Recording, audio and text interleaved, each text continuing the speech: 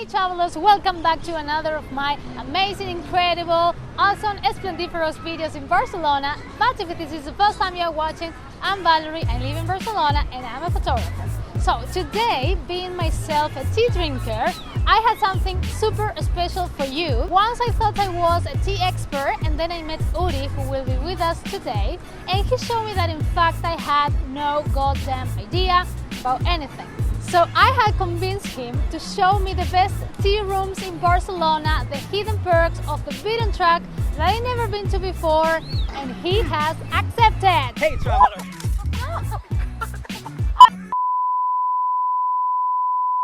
And he has accepted. Hey travelers! Well, I'm actually quite proud of Valentina's progress.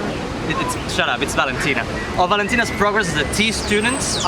She once thought that all the tea in the world could be found in one of this, but now she literally throws up, like literally she pukes when somebody prepares her one of this. So well, after some time developing a good taste for real tea, I think it's now time for her to fly off the nest and discover the real places in Barcelona where real tea culture happens. So what we are going to do, guys, is to sink into 3 of the best tea rooms in Barcelona, and they are actually quite hidden, no? Quite hidden, quite off the beaten track. They are going to allow us to travel to the distant countries where real tea culture comes from. Let's go, travelers!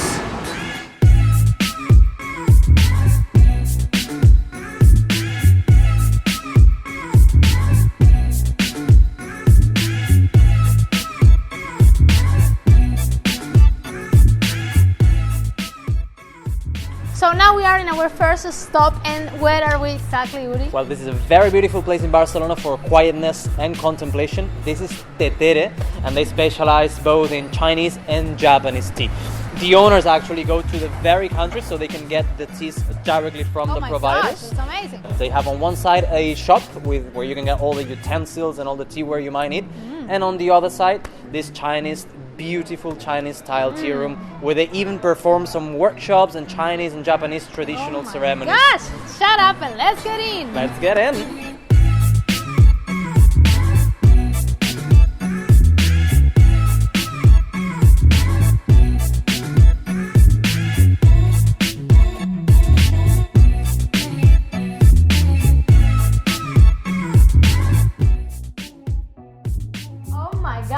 What's all these? What are all these things for?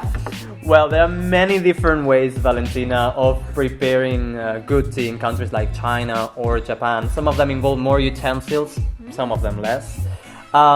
This is a very typical technique to prepare the very particular kind of tea we're having today in China. It's called Kung Fu technique, and it consists of making many little infusions of the same tea dose, so you can get to enjoy the way tea expresses differently as the tea leaves unfold. Wow! And what particular tea are we going to try today? Well, this is an oolong tea that's called Baotong.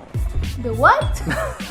Oolong teas are not very popular here in Western societies, not yet, but they are very popular in countries like China or Taiwan. In these many little infusions you do in the Kung Fu technique, you normally keep on smelling the tea after each infusion because the smell, the aroma is supposed to change after all of them. See, you get it. It's very floral, very delicate. Love it. Thank you.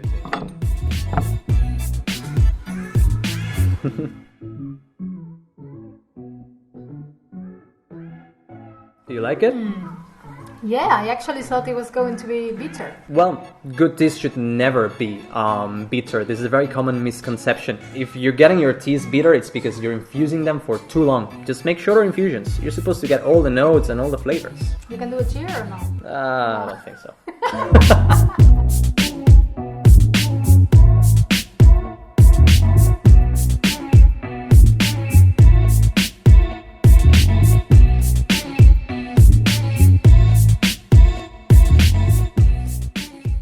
Okay, travelers, we are in our second tea room of the day, and we came here because I was telling Uri that I was starting to feel like a little quite hungry, and here they not only serve the nicest Chinese and Japanese teas, but they also cook cute food, isn't it? Indeed, Valentina. It's Valerie. Oh shit! It's Valentina.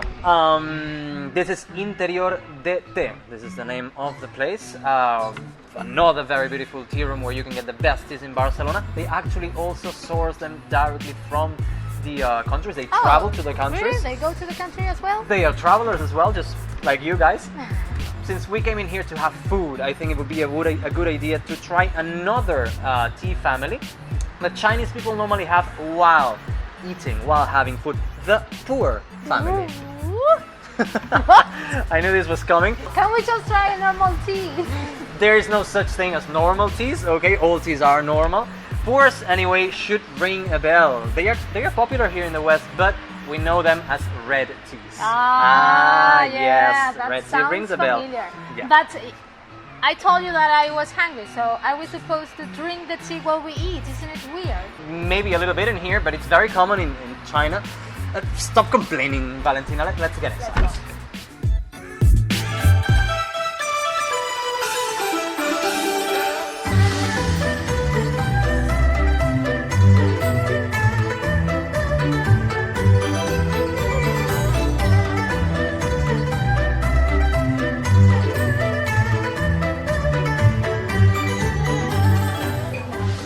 I have never sat in a place like this, Uri. You are taking me to the weirdest places in Barcelona. Well, this is a typically Chinese tea table. It's actually supposed to be like this because you can pour water just without making an S. Wow. Great for me. Yeah, great, great info. Well, just some typical ways of preparing tea in China can be quite wet. To say it somehow. Like for example, with Pu-erh teas, you're supposed to throw away the first infusion, which is supposed to be very short. Oh really? Why you should throw it away? Pu-erh teas come in this particular format. They are compressed. Yeah, this is tea. We get the tea leaves from here. They are compacted, and we put them in the teapot. Pu-erh teas work a little bit like wine. They are aged for many years. It doesn't smell, right? No, because they have been dry in here and compacted for many years indeed. So we need to put this water, this very short first infusion, to awake the aromas. See now, for example, in here how it smells. Oh wow! It doesn't smell, and this is so aromatic. Different, yes, indeed. Pu-erh teas normally smell of wood, wet soil, some very autumnal maybe aromas, and they are so sweet in flavor. Oh, so we don't need to put sugar on it. We definitely don't need to put sugar on our tea. Don't do that. Whenever you put sugar in your tea, cute kittens die somewhere in China.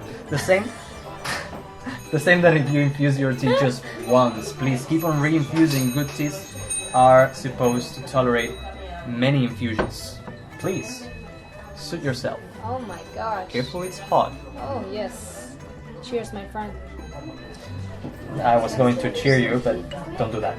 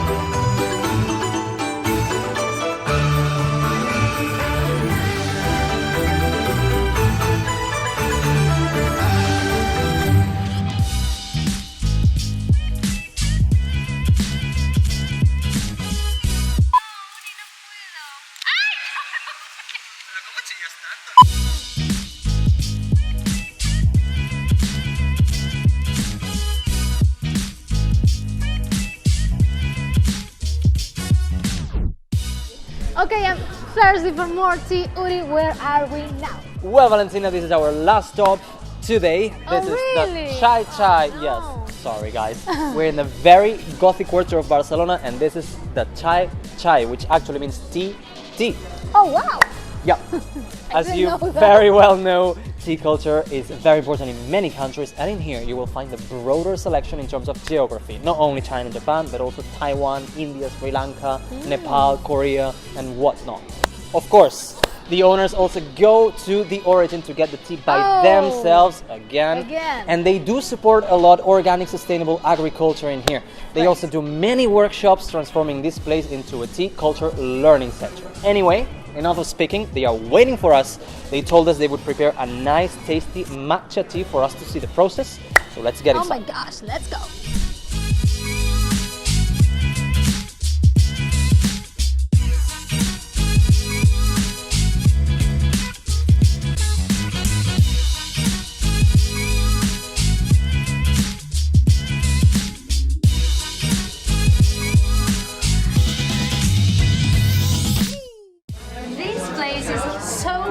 I think they have teaware and ceramics also at the end. Indeed, the three spots that we've visited, they sell their own utensils and ceramics. In here, actually, you can find the most beautifully crafted, unique ceramic pieces. So what's going on in here? Well, Valentina, this is the most traditional Japanese tea, matcha tea. What? No, I knew it. Do you know this one? Well, actually, I think they use it for cookies and cakes and ice cream.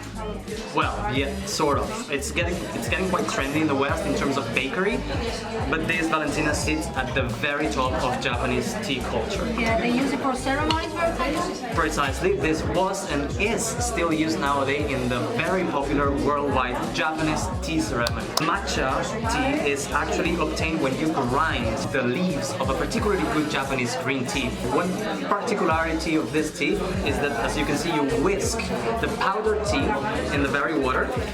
So when you drink it, you literally drink all the tea leaves instead of throwing them away. It's so tasty. It's so interesting, and I think it would be great if we have some snack, because I think they have so many amazing things, sweet things at the entrance. We just had lunch, Valentina, but in case you're hungry again, yeah, they serve a wide array of very tasty sweets from many different cultures and countries. Let me get some.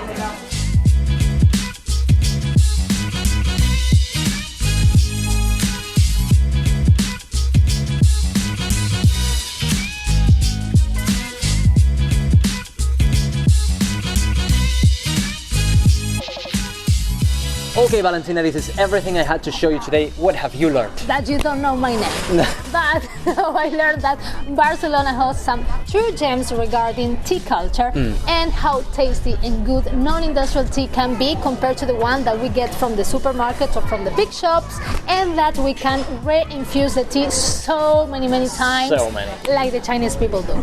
Indeed, the tea you get in your tea bags are normally of very poor quality, guys. They are either too old or too dry. They have been poorly managed and poorly stored. They are normally produced in huge amounts, which makes them, of course, so cheap, but they also gave up probably on most of their properties. So everybody put those tea bags down. And subscribe to my channel if you haven't done yet, and click on the bell to receive notifications when I upload new videos, because I have a lot of videos coming. And thank you so much, my friend. Thank you so much, Valentina. And he's a tea expert and my friend, so thank you so much, and see you next week, travelers. Goodbye, travelers.